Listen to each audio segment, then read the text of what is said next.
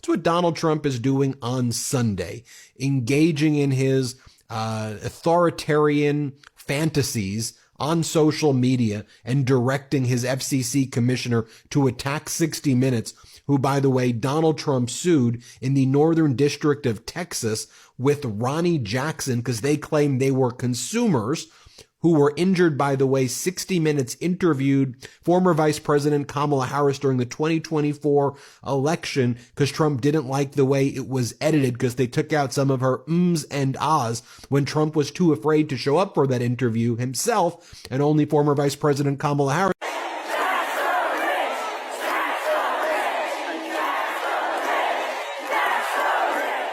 Look what you did there, Donald. That's in Salt Lake City, Utah, where 20,000 people, or 10% of the people in the city, showed up to protest you, to fight the oligarchy, and rally behind Senator Bernie Sanders and Congresswoman AOC on Sunday.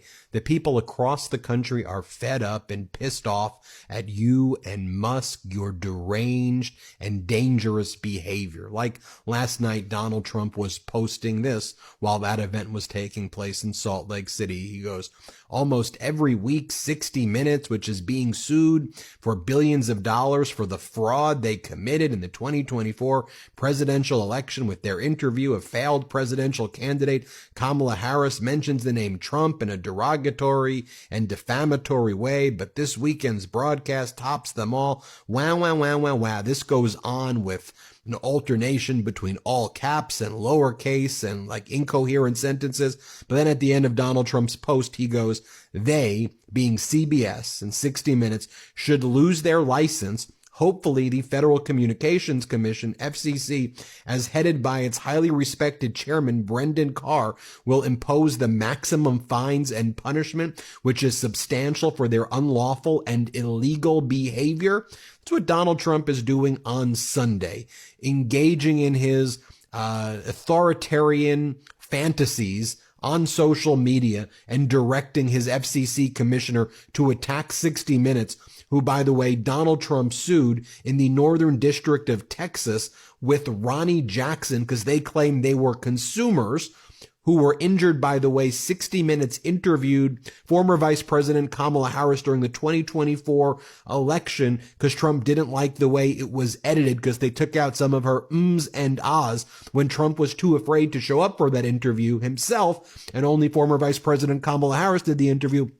So Donald Trump and Ronnie Jackson, the pathetic fools they are suing 60 Minutes, guess this, for about $20 to $25 billion because they say their feelings were hurt from the 2024 election. And that's why Donald Trump is whining this evening, by the way, or last night, as he's imploding the bond markets, as the 5, 10, 30-year treasury yields are reaching heights demonstrative of genuine and real chaos in the United States markets in an unprecedented way. Let me just share with you that crowd size one more time so you can see what 20,000 people in Salt Lake City rising up to fight the oligarchy looks like. Play this clip. Thank you, Utah! And by the way, here was Senator... Hold on to your seats, America. If you thought the Easter weekend was all about family gatherings and chocolate eggs, think again. Enter Donald Trump, America's favorite headline magnate, who decided to make this Easter one to remember for all the wrong reasons. That's right. While the rest of the country was basking in the glory of springtime, the former president took to Truth Social, posting one outrageously dramatic rant after another that left even the most hardened political observers raising their eyebrows. And folks, this wasn't just any post. No. Trump somehow found a way to compare his treatment to none other than Jesus Christ himself. Yes, you heard that right.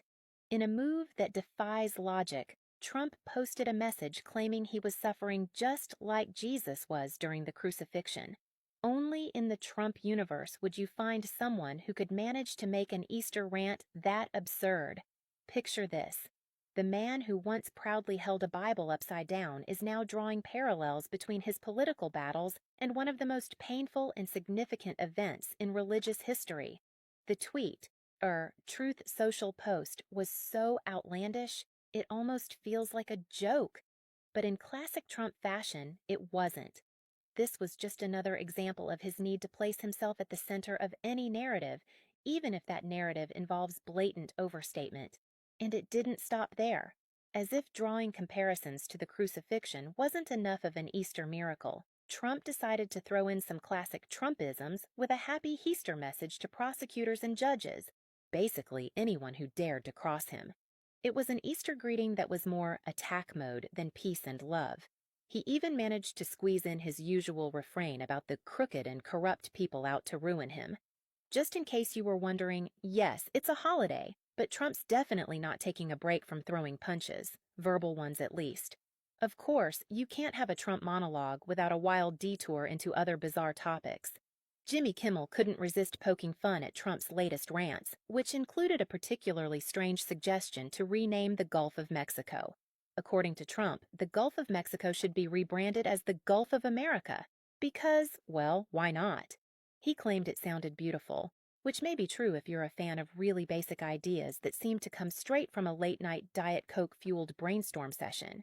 Kimmel, in his signature style, mocked the You've obviously... Everyone's doing it. Everyone's doing Trump. And the thing is, you like to find the rhythm of the guy and the little takes. The little, many people, excuse me, many people, excuse me, many people, excuse me, many, you're going to be happy, you're going to be happy, like, you know, happy. You're going to be, excuse me, many people, excuse me. You're going to be happy, I know a lot of happy. It's a symphony of madness. Aren't you excited? If you're enjoying, please subscribe. Now, normally Trump brushes this kind of stuff off. Well, publicly anyway. But this one hit a nerve. According to sources inside the Florida fortress of fragile feelings, Trump wasn't just annoyed, he was livid. One aide allegedly overheard him muttering, "Dana who? Wash up, never funny, sad," which is rich coming from a man who once tried to sell steaks at Sharper Image. Making the announcement is so funny to me. Yeah. Let me tell you, I'm going to be saying something very soon. We're going to say it, and we're going to do it, and we want to do it, and we're going to say things like you wouldn't believe. And many people say they don't want to see it, they don't like that, but we're going to do it anyway. We're going to do it. And here's the thing. This wasn't just some casual throwaway bit squeezed into a monologue or tossed out during a talk show banter. Dana Carvey didn't just imitate Trump, he annihilated him. This was comedy with intent. It was tactical. It was precision-guided satire dressed up in an orange-hued, ego-bloated costume. Carvey zeroed in on every bizarre nuance of Trump's persona with the finesse of a bomb technician, only instead of diffusing anything, he blew it straight to comedic hell. From the exaggerated self-congratulation to the ADHD-like detours in his speech patterns. We're talking about tariffs, but really, did you know I got the most votes of any person ever who wears red ties? Carvey nailed it all. It was like watching a mirror that insults you back, only funnier and significantly less orange. The bravado? Mocked. The victim complex? Roasted. TikTok users made split-screen parodies, lip-syncing over Carvey's voice while dressed in ill-fitting suits and overcooked tans. It was like Gen Z had been handed a comedic nuke, and they detonated it in the comments section. I've spent the year trying to figure out the appeal of Donald Trump. And, you know, he's a blunt force instrument. So, like, if your cause was global warming and you're going to the conference, who would you rather have with you than Donald Trump? Because he'd be like, you know, you stupid countries, okay? You're very, very stupid, okay? You're spewing all this stuff in the air. The earth's getting hot. The grass is getting hot. Ouch, ouch, ouch, ouch. I will be so good with global warming. I'll solve global warming. I'll make CO2 pay for it. I can promise you that. I know how to make glaciers, okay, man? I can make... But what made this so brutal wasn't just the jokes. It was the truth inside the punchlines. Carvey didn't create a caricature. He just turned up the volume on what was already absurd. And that's what stung. It was the comedic equivalent of holding up a funhouse mirror and Trump realizing, this isn't distorted. This is exactly how people see me. And if there's one thing Trump can't stomach, it's the idea that the joke isn't in on the joke. Trump is like, you know, how are you qualified to be president? Because I'm good, okay? I'm so good. I know how to do it. Okay. And Hillary, Ever wondered what would happen if someone dared to mock Donald Trump so perfectly it made his hairline retreat in protest? Well, Dana Carvey just pulled it off, and the aftermath is absolute gold. Picture a roast so brutal it left Mar-a-Lago looking like a disaster zone. Trump didn't just lose his cool, he lost his mind. What did Carvey say that triggered the meltdown of the year? Stick around, because this impression turned into a full-blown Trump tastrophe you have to see to believe. People were talking, Curtis. Okay, okay. Now, I do him very feminine. I don't know why. Well, yeah, a little bit of lotion, little bit of chapstick. Imagine him getting a manicure. Okay, just go easy. Little hands, little tiny hands. Yeah. I'm not tiny down there. Yeah. What happens when a Saturday Night Live legend goes nuclear on Trump? Well, apparently you get a full-blown ego meltdown that could register on the Richter scale. That's exactly what happened when Dana Carvey, yes, the church lady himself, unleashed a savage impression so brutally accurate, it sent shockwaves through the gilded golf carts of Mar-a-Lago. Santos has said recently that he thinks Trump is going woke. That's his angle. I heard that because of the Disney thing. And Trump woke because he always goes at 10, right? He's just going to go at it more than anyone.